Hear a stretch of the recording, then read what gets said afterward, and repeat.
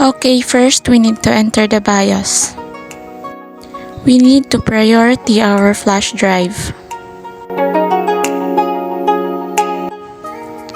Then click UEFI.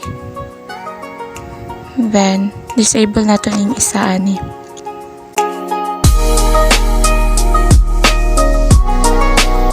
So here makita na to nga naka-disable ng isa.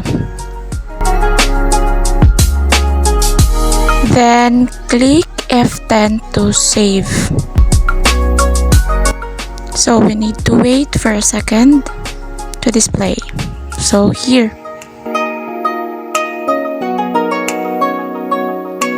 So here we need to click the next.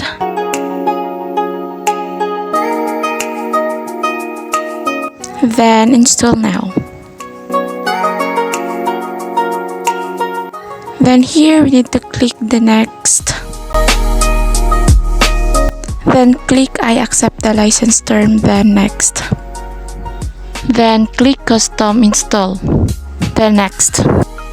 So here it is starting copying and we need to wait until it will done. So here installing updates, then we will wait. Then this is the time to unplug your flash drive. Then starting opening the windows. We need to wait minutes.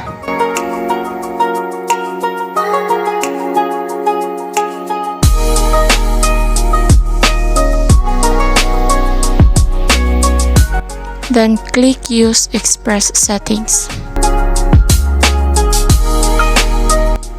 We need to put admin as a username.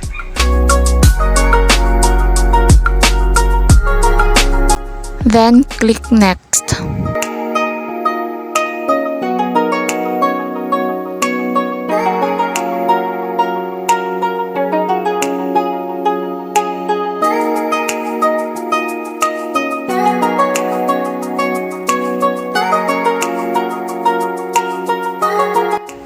Okay, done. Thank you for watching.